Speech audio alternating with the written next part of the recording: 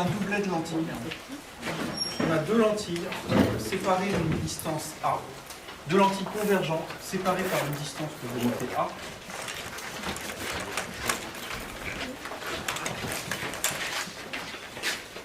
Alors ce que je vais mettre en jaune, c'est pas des lentilles, ça ressemble à une lentille, mais ce n'en est pas une. En blanc, c'en est. Okay. Ça, c'est O1, le centre de la lentille 1. Ça, c'est O2, le centre de la lentille 1. Je peux noter les lentilles comme ça. Et la distance focale des deux lentilles, je vais les noter F'1 et F'2. Je vais considérer que ces lentilles sont identiques. Et je vais considérer que la distance focale de ces lentilles, c'est 2A. Deux fois la distance qui est ici. Dit autrement, on espace les lentilles de la moitié de leur distance focale. Ça, ce dispositif ici va nous permettre de revenir sur certaines des notions qu'on a vues et revues en cours, et certaines que vous avez aussi beaucoup manipulées en TD. Et certaines d'entre elles, vous pouvez être sûr que je vous poserai des questions dessus en contrôle continu en janvier. Ça motive, hein? Et du coup, je vais commencer par placer les foyers de la première lentille. Une lentille mince, vous savez qu'elle a un foyer objet, un foyer image. Le foyer objet se trouve en avant de la lentille. On va considérer ici que la lumière se déplace de la gauche vers la droite. On envoie de la lumière ici, il y aura un objet ici à un moment donné. La lumière traverse la première lentille, les rayons lumineux sont déviés par la lentille. Ils arrivent sur la deuxième lentille, les rayons lumineux sont de nouveau déviés. Et puis on va s'intéresser à ce qui se passe quand la lumière a traversé tout le système. Donc la lumière va par là-bas. Quand j'aurai besoin de distance algébrique, distance avec des signes, j'orienterai l'axe par là-bas. La distance plus sera prise par là-bas. Et alors, j'ai dit que j'allais placer les foyers sur cette lentille-là. Si la distance focale est 2A, ça veut dire que le foyer objet est à la distance 2A en avant de cette lentille-là. Donc je prends la distance A qui est ici. Je la mets deux fois. On a un premier foyer ici. Je note F1. Ça, c'est le foyer objet de la première lentille. Le foyer image de la deuxième lentille il est là. Il y a la distance 2A de la première lentille. Et je note F'1. Le 1 parce que ça se réfère à la première lentille. Le prime parce que c'est un foyer image. Je vais faire pareil pour la deuxième lentille.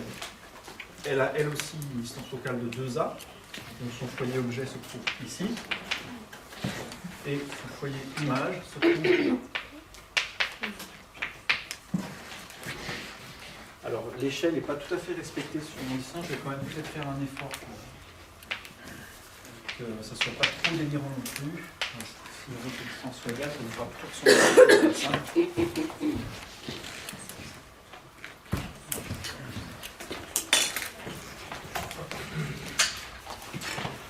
Est-ce que déjà, vous avez des questions sur la manière dont j'ai placé ces foyers?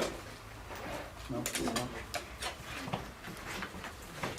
Alors, je voudrais qu'on fasse trois choses avec ce dispositif, qu'on se pose trois questions, qu'on réponde à trois questions. Je vais les écrire. 1. On place un objet à la distance 3A en avant de la lentille, en avant de la première lentille. Donc on va mettre un objet que je vais dessiner ici. Je dessinerai l'objet après, mais il va être à cette position-là. Où se trouve l'image? C'est ça la question qu'on va se poser. L'image par les deux lentilles. Donc il faut que la lumière a traversé tout le système, ça forme l'image quelque part. La question c'est où. Et on va faire ça de deux manières. De manière géométrique, c'est-à-dire en traçant des rayons, et de manière analytique, c'est-à-dire en utilisant les relations de conjugaison. On pourra éventuellement comparer les deux résultats. Si le dessin est bien fait et que le calcul est juste, on devra trouver la même chose. Plus précisément, on va trouver normalement que la construction géométrique est compatible avec ce qu'on trouve de manière analytique. Et ensuite, 2, trouver la position des foyers, objets et images de l'ensemble.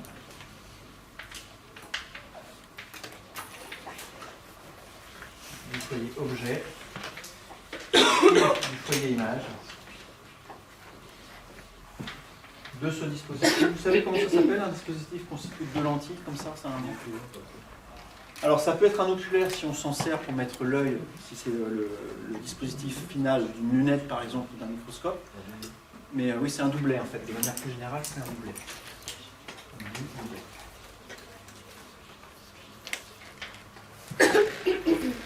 Qui parmi vous a fait cet exercice en TD? Il y en a, je sais que oui. Okay. Alors, c'est parti. Je commence par faire la construction géométrique de l'image de l'objet. Donc, je vais commencer par mettre un objet ici. C'est quoi l'objet? Une sauterelle, on peut aussi une sauterelle. Un singe. Je sais pas ici.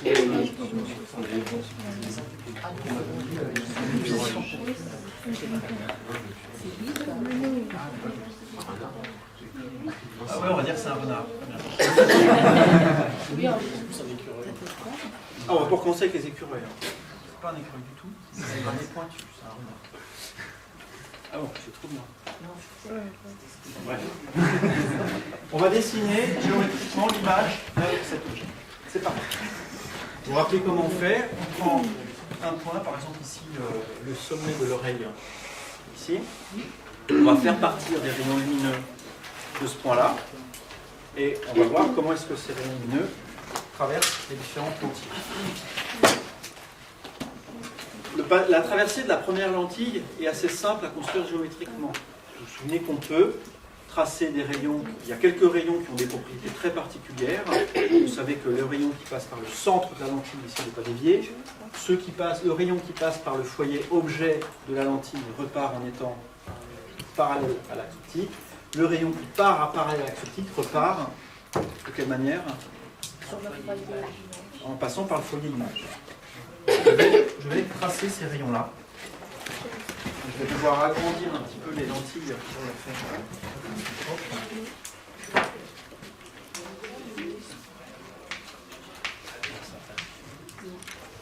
Ok, donc c'est parti. Je commence par le rayon qui passe par le centre et qui n'est pas dévié. Alors au tableau, c'est pas tellement évident de faire des trucs droits, mais il faudra faire preuve d'un petit peu d'imagination.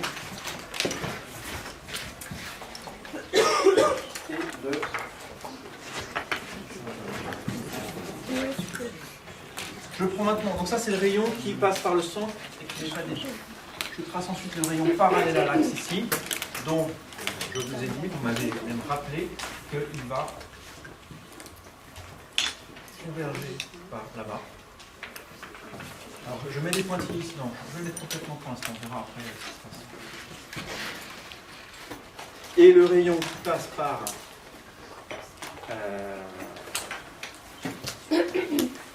F1. Top. Il arrive ici sur la lentille qui est elle aussi trop courte du coup.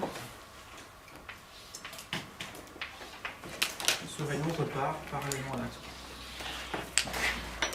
Je vais les tracer tous les trois. Donc ça, là, ce que je suis en train de vous montrer, c'est simplement les rayons ce qui se passe pour les rayons quand ils ont traversé la première lentille. Donc pour l'instant, je fais comme si la deuxième lentille n'existait pas. Alors mon dessin, vous voyez qu'il n'est pas très propre. Je vais un petit peu le rendre plus propre. Qu'est-ce qui ne va pas dans mon dessin? Quel défaut du dessin ici transparaît du fait que je n'ai pas tracé mes traits de façon très droite? On devrait avoir une propriété ici qui n'est pas vérifiée. Effectivement, les trois rayons qui sont ici, ils partent du même point, ils devraient arriver ici au même point. D'accord, c'est pas le cas. Alors il y a un des rayons qui paraît un peu plus faux que les autres, moi-même vu d'ici, celui du milieu. Hein. Effectivement, le jaune, il n'est pas très propre. Donc je vais simplement reprendre celui-là.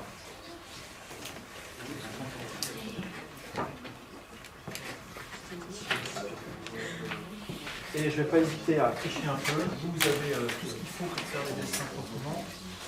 Ah non, sans tricher, ça passe très bien. Ok, donc ça c'est l'image du haut de l'oreille qui là-bas par la première lentille.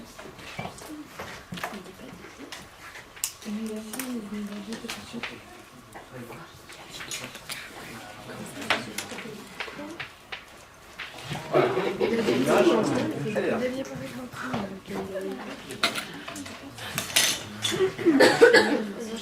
Ça, c'est l'image par là. Première lentille, hein, j'insiste, j'ai fait comme si ici pour l'instant, l'image, la deuxième lentille n'était pas présente. Je vais peut-être lui donner des lettres à ça c'est AB, l'objet AB, et ça je vais noter à plus des primes.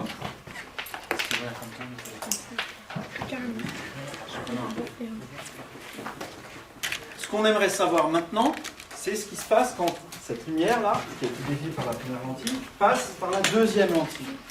La deuxième lentille fait converger les rayons, c'est une lentille convergente, et donc les rayons ne vont plus converger dans ce point-là, mais vont converger ailleurs. On sait qu'ils vont converger parce que ça, c'est converger tous au même point. Ça, c'est une propriété des lentilles qui s'appelle le stigmatisme. Ce système, dans son ensemble stigmatique, si on a ici tous les rayons qui viennent d'un même point, ça va forcément aller converger à la fin aussi en un même point. Et donc la question qu'on se pose, c'est où? Donc ce qu'on voudrait savoir, c'est comment est-ce que le rayon qui est ici, par exemple, est dévié par la deuxième lentille, comment ce rayon est dévié par la deuxième lentille, et celui-là aussi. Pour l'instant, juste de manière qualitative. Simplement, est-ce que vous pouvez me dire si le rayon du haut, là, le bleu, à ce point-là, quand il arrive sur la lentille, est-ce qu'il va être dévié vers le bas, comme ça, ou vers le haut, comme ça? Vers le bas, effectivement. C'est une lentille convergente. Donc on va avoir un rayon que pour l'instant je trace de manière complètement au pif. Il va repartir comme ça, au lieu d'être comme ça. Et lui, du coup, je vais le mettre en pointillé sur le dessin. Le rayon bleu ici va être dévié de cette manière-là. Le rayon jaune, quand il arrive en ce point-là, est-ce qu'il va être dévié vers le bas ou vers le haut? Vers le haut. Okay. On va avoir probablement quelque chose comme ça.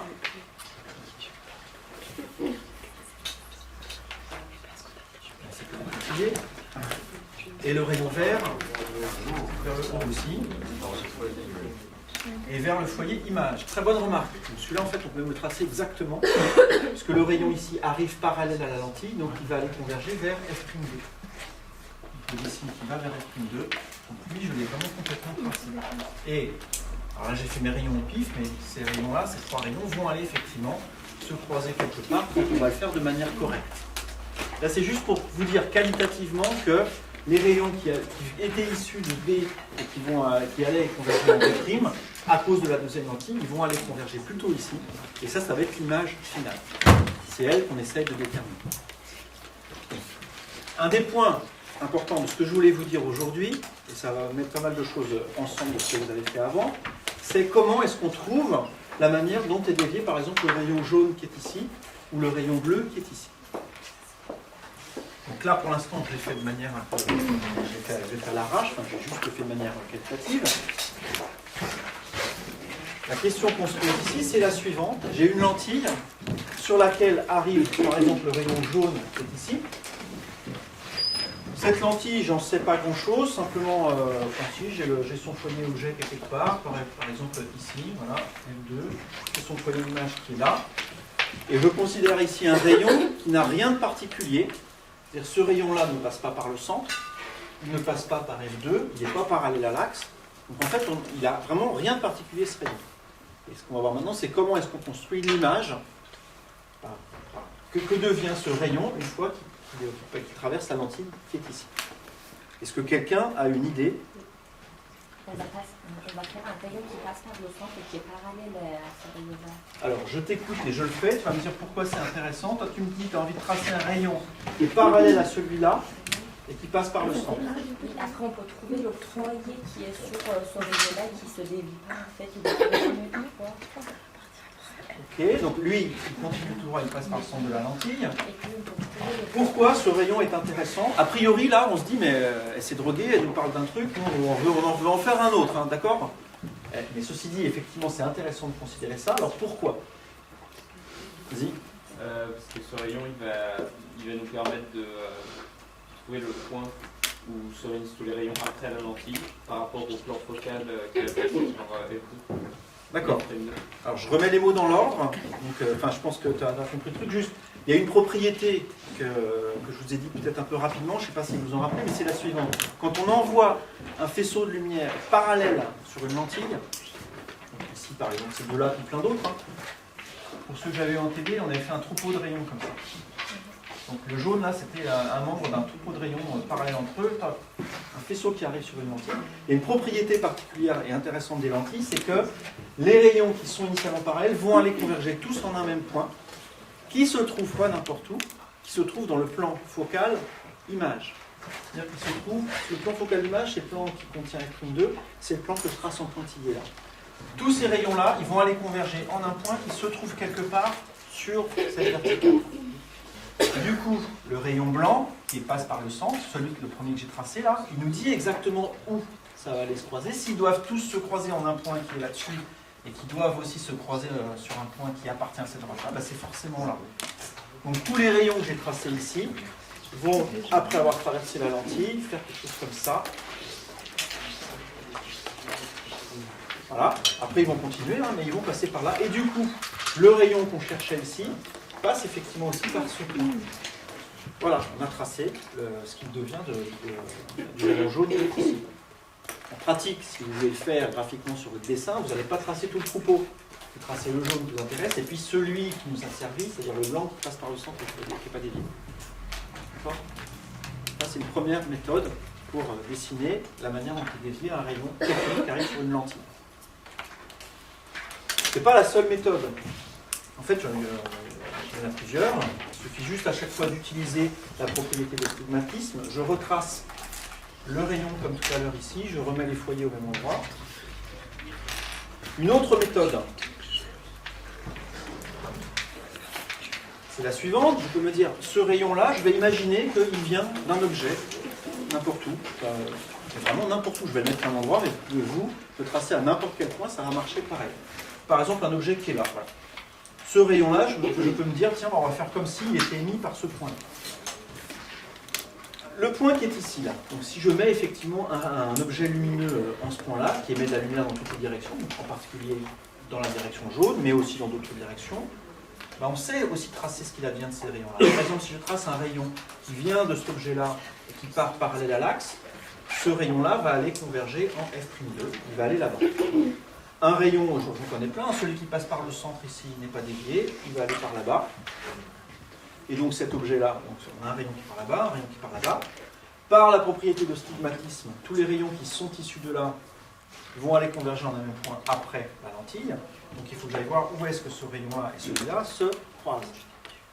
Ici, tiens, on a peut-être un petit problème. Vous voyez que les rayons, ils divergent légèrement en fait. Ça veut dire quoi ça? Ça veut dire que l'image de ce point-là, elle est où? Elle est en avant.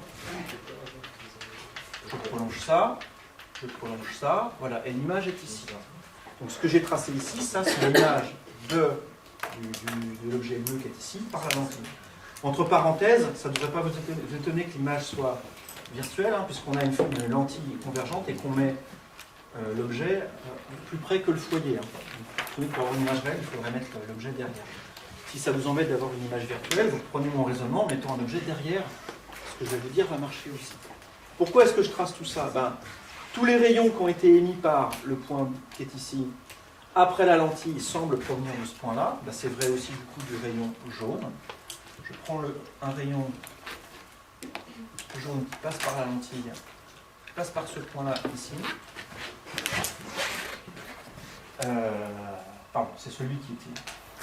Je recommence. Le rayon jaune qui est ici, qui part de ce point-là, arrive ici. Quand il part de la lentille, il semble provenir aussi de ce point-là, comme tous les autres, et donc il repart dans une direction qui est comme ça. Alors, vous voyez ici que sur mon dessin, ça ne correspond pas tout à fait avec ça. Donc ça, c'est vraiment parce que j'ai fait le dessin de manière...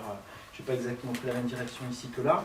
Vous avez remarqué qu'il y a la caméra, là. Un des trucs que je vais faire, la raison pour laquelle je le filme, c'est que je voudrais aussi vous montrer des choses propres en même temps que je vous les trace au tableau. Donc je ferai vraiment deux fois la même construction. Je ferai la construction du rayon jaune avec ces deux méthodes, mais en prenant exactement les mêmes inclinaisons au début et les mêmes positions des foyers, etc.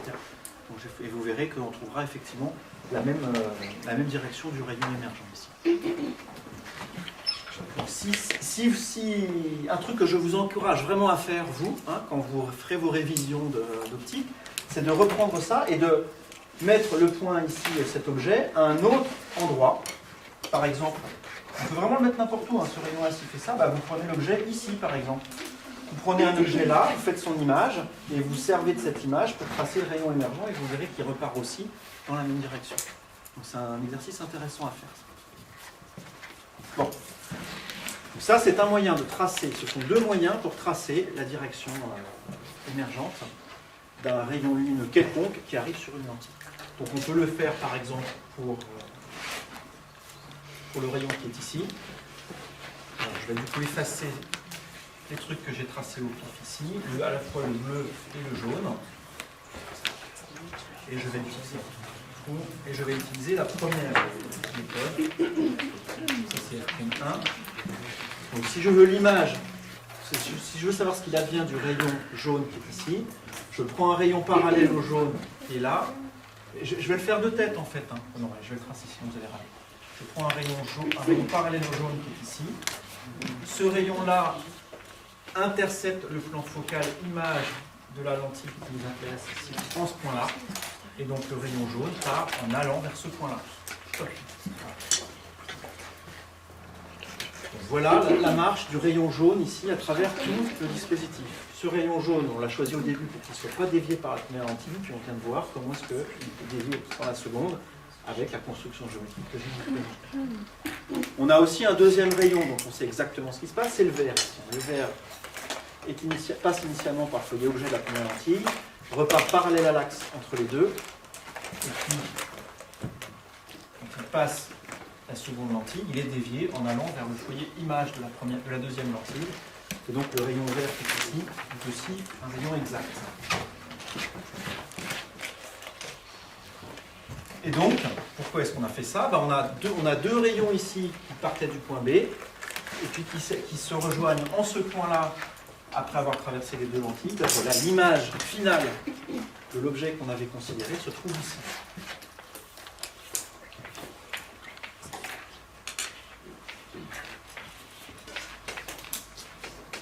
Ça, je vais le noter A seconde. Ce point-là, ça serait B seconde.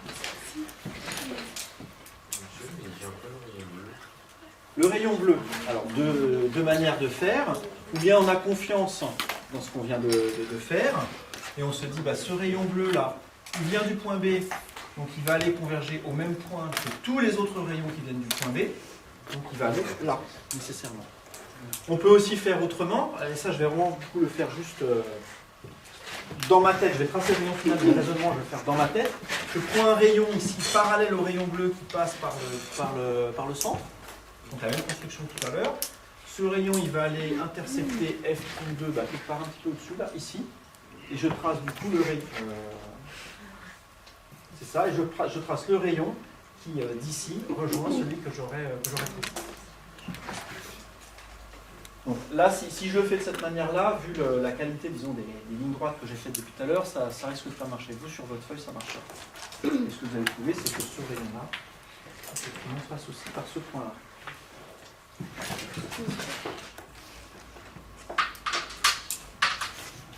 Donc ce que je viens de dire ici, il y a beaucoup de choses. Là, je vous le dis rapidement. Voilà, je suis conscient que c'est pas forcément évident. Prendre le temps, chaque étape de cela à remémorer. Et la difficulté là-dedans, c'est que ça mélange vraiment tout ce qu'on a fait en optique. La notion de stigmatisme, les propriétés particulières des rayons. Ici, on a utilisé le fait qu'on pouvait avoir des images qui étaient éventuellement virtuelles. Ça, ce n'est pas virtuel. Ça arrive. C'est pas fini. Je vais effacer les deux dessins qui sont ici, là, sauf si vous avez des questions dessus.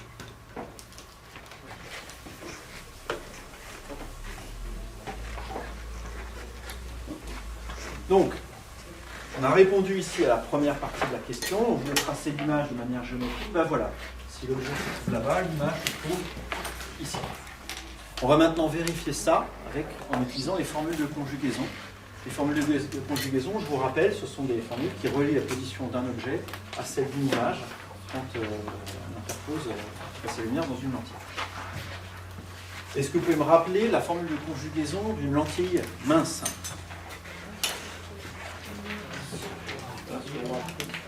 1 sur moins 1 moins 2 sur moins.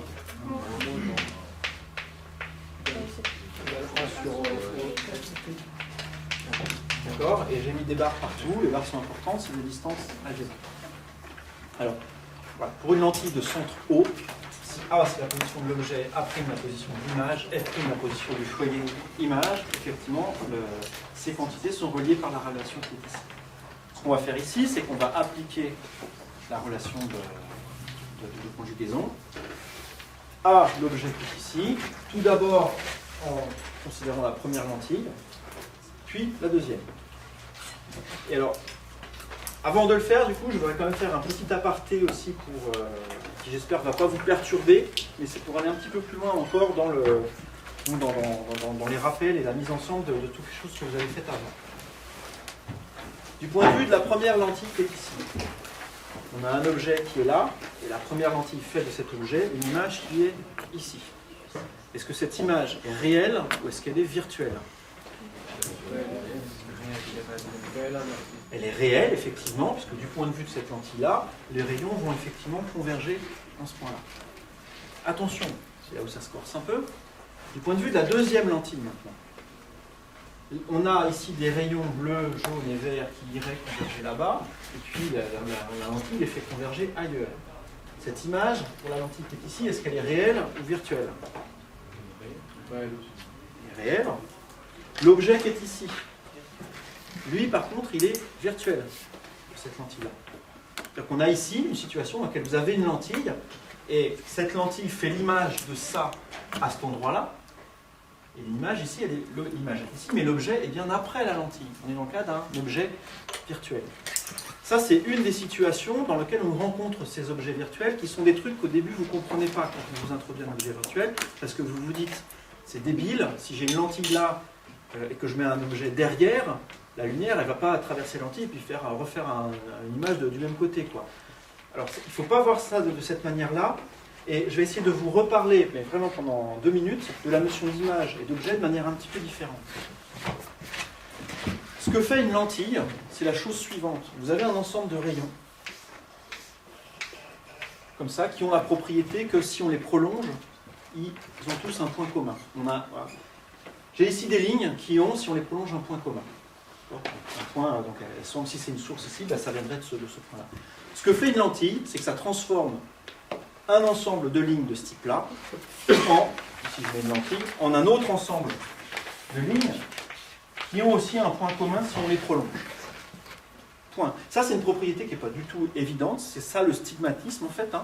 Si vous mettez une lentille ici qui a une forme bizarre, vous prenez un cul de bouteille mal foutu, voilà, vous mettez un cul de bouteille derrière un ensemble de rayons qui ont un point commun, ce qui va sortir, ça va être dans toutes les directions. Donc voilà, vous avez un bout de verre qui est comme ça. Vous envoyez bien sagement des rayons qui semblent venir du même point. En sortie, vous en aurez un qui fait ça, l'autre qui fait ça, l'autre qui fait ça. Et ce que je vous dis là, ça ne sera pas du tout vrai. Ça, c'est une propriété très particulière de certains systèmes, en particulier des lentilles dans les conditions de Gauss. Si on sort des conditions de Gauss, on est plus proche de ça que de ça. Dans les conditions de Gauss, on a cette propriété remarquable que ça transforme des rayons de ce type-là en des rayons de ce type-là. Là où je veux en venir, c'est que les rayons ici n'ont pas besoin de converger, donc d'avoir un point commun qui est en avant de la lentille. Même si les rayons sont de ce type-là et ont un point commun qui est après la lentille, cette lentille transforme aussi ces rayons-là en un ensemble de rayons qui convergent en un même point, et ça va donner ici quelque chose comme ça. J'aurais dû prendre une focale encore plus courte. Bref. Donc tous ces rayons ici iraient converger en un point qui serait, si je les prolonge, probablement par ici. Et après traversée de la lentille, les rayons sont rabattus et vont converger un petit peu plus tôt. Donc cette notion d'objet virtuel, c'est vraiment ça. C'est une situation dans laquelle on a des rayons qui ont envie d'aller converger dans un point, qui ont un point de convergence mais qui est derrière la lentille. Et cette lentille les fait converger encore plus en un autre point. C'est en ce sens que ça, c'est l'image de... Si je trace le prolongement de ça, j'obtiens quelque chose qui est par là-bas. Voilà, les rayons initiaux seraient allés converger là. Les rayons finaux vont aller converger là, tandis que cet objet-là est transformé en cette image-là. C'est ça un objet virtuel.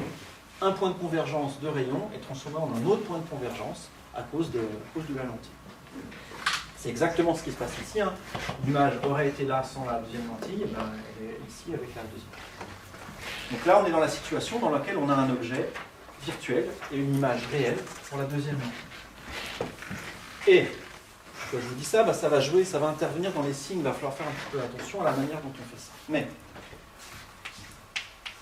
ce que fait le dispositif optique qui est représenté au tableau là-bas, c'est qu'à partir du point A, je vais même prendre du point A ou du point B, d'ailleurs c'est pareil, la lentille L1 fait l'image de A en A', et la lentille L2 fait de A' une image en A'.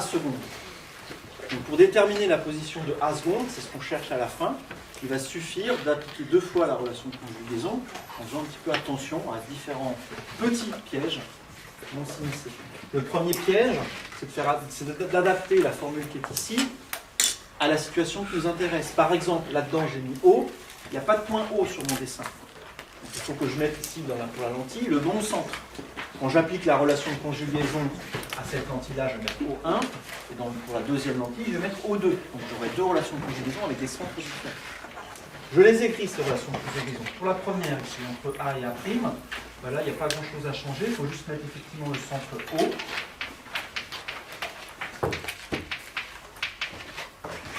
Ça, c'est égal à 1 sur O1, et puis je mets bien là le foyer image de la première lentille, F'.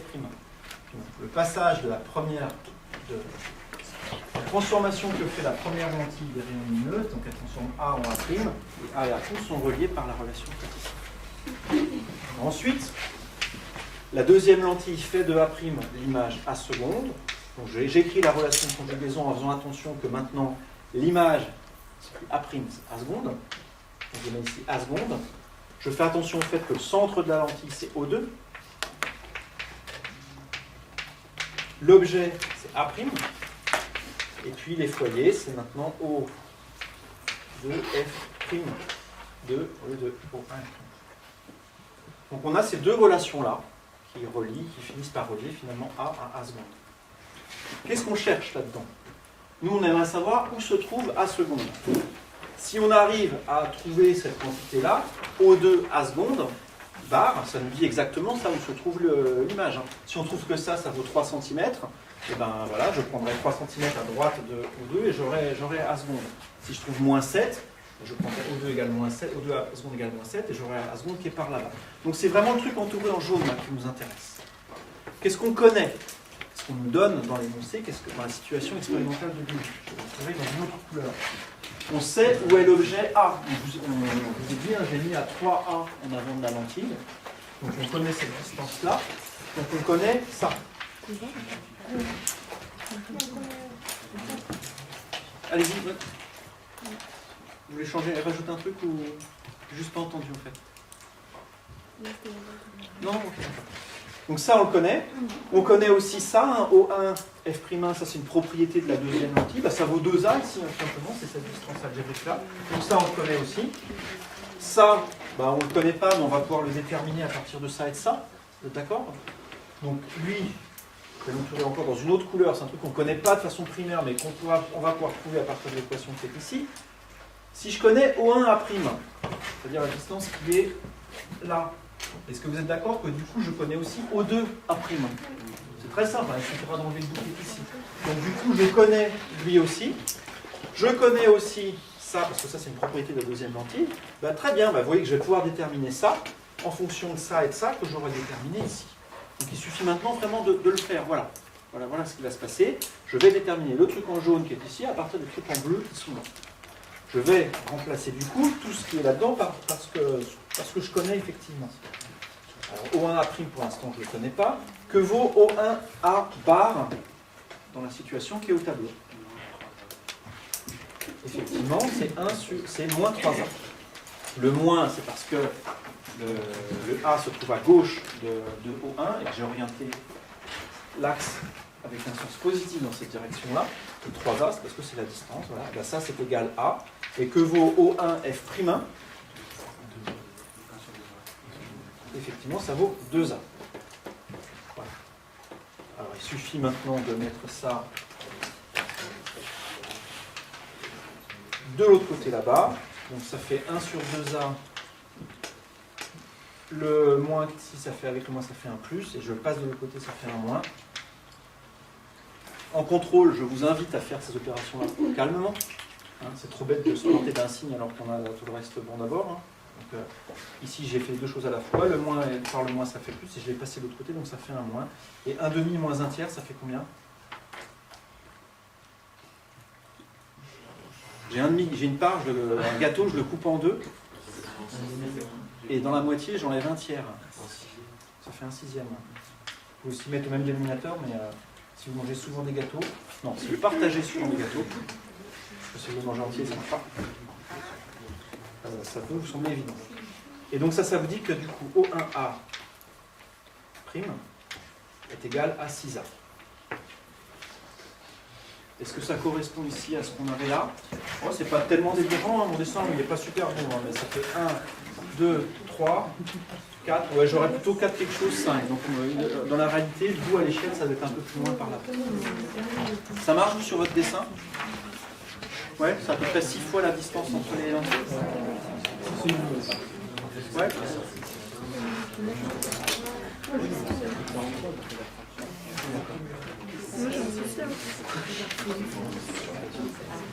Que vaut O2 A'? «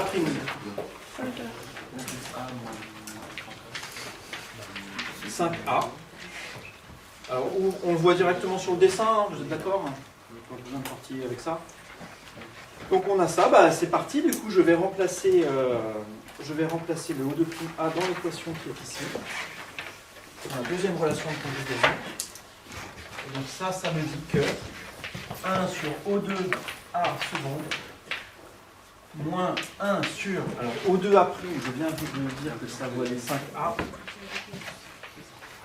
est égal à 1 sur... Que vaut O2F'2 2A. Donc ça fait 1 sur O2A seconde est égal à 1 sur 5A plus 1 sur 2A. Alors là, mon coup des gâteaux, ça devient un peu difficile. Je ne sais pas si vous coupez souvent des gâteaux en 5. On met ça en dixième, hein, ça en fait 2, ici ça en fait 5, ça fait 7 dixièmes, effectivement. 7 sur 10A. Et donc ça vous dit finalement que O2A seconde, bar, est égal à 10A sur 7. C'est-à-dire quelque chose comme 1,3, 1,4 probablement. Ce qui est pas mal, hein. Ici O2A seconde, ça fait effectivement une fois A plus une portion de A. C'est pas complètement débile, je me tiens sur le dessin ici. Donc voilà la position de l'image par le système entier.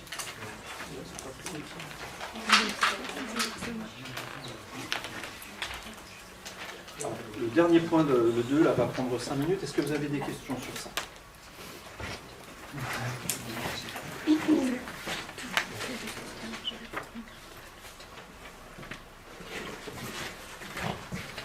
Alors, je vais effacer du coup parce que je vais avoir besoin de la place.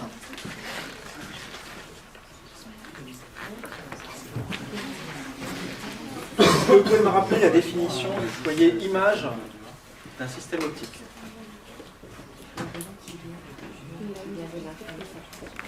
Ouais, vas-y. En fait, la rayon qui vient de l'infini, ça passe par un point qui est... Effectivement.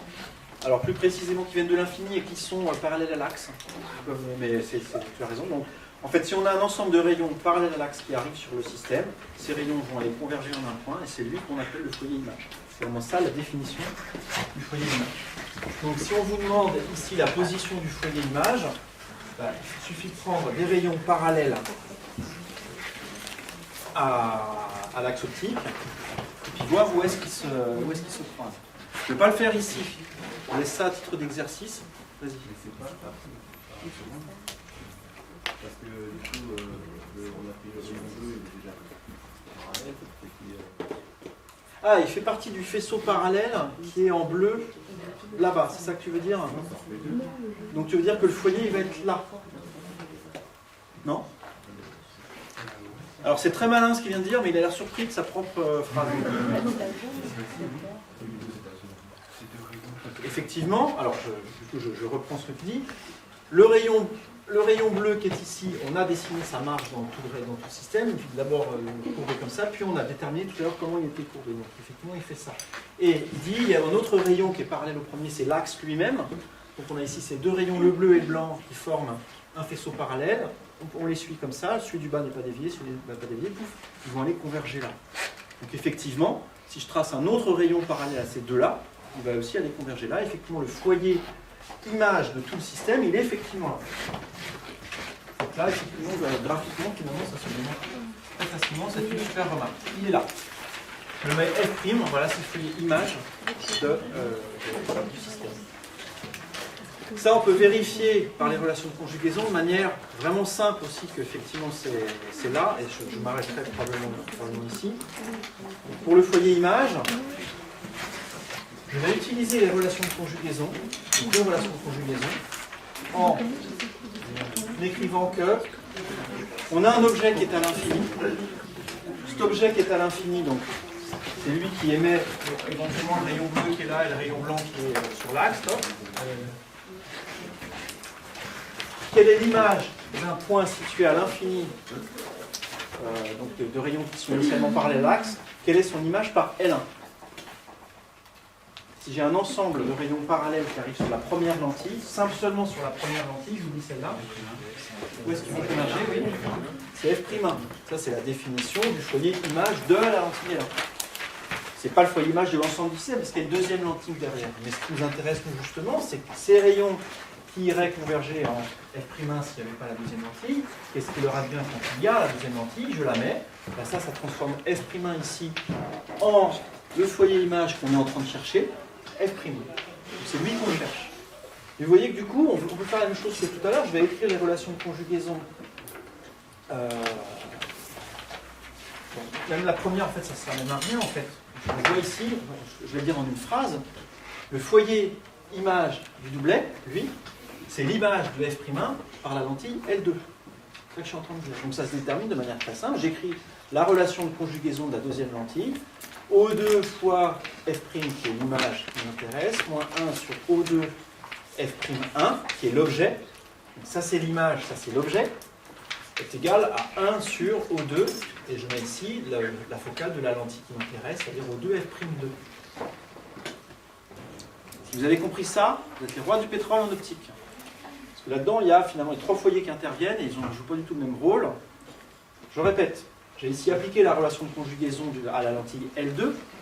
Du coup, dans ce terme-là, d'habitude, vous avez ici OA' moins 1 sur OA est égal à 1 sur OF'. Donc ici, c'est la focale de la lentille qui m'intéresse. Donc il dit F'2, c'est la lentille L2 ici. Voilà. Et là-dedans, j'ai remplacé le premier terme par l'image et lui par l'objet. C'est juste ça que j'ai fait. Ça vous dit que F' est l'image de F'1 par la lentille L2. Du coup, si on veut déterminer lui, c'est simple. Écrire ça est égal à 1 sur O2 F'2, je vais mettre des valeurs tout de suite, plus 1 sur O2 F'1, ce que vaut O2 F'2 bar.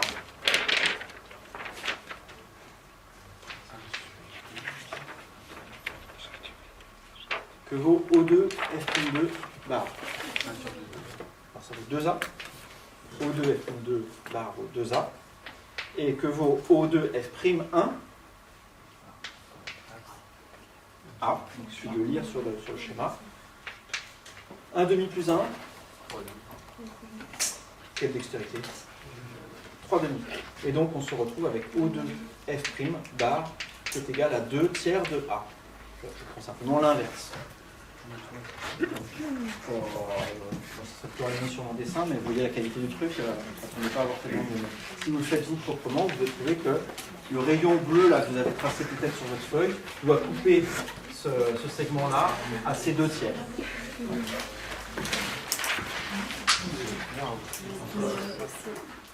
Je m'arrête ici là, parce que simplement je voulais vous montrer, vous dire. Je vous invite vraiment ça à le reprendre et à le refaire tout seul sur votre feuille à un moment donné, hein, sans regarder. Quand vous arriverez à le refaire, vous aurez vraiment compris quelque chose. Et ce que je vous invite à faire pour vous assurer que vous avez compris, c'est de répondre à ce que je n'ai pas fait ici, c'est de trouver la position du foyer objet. Là, j'ai juste parlé de foyer image. Occupez-vous du foyer objet, trouvez sa position de manière géométrique et trouvez sa position avec les relations conjugaisées. Je vais vous montrer que ça donne la même chose. Vas-y.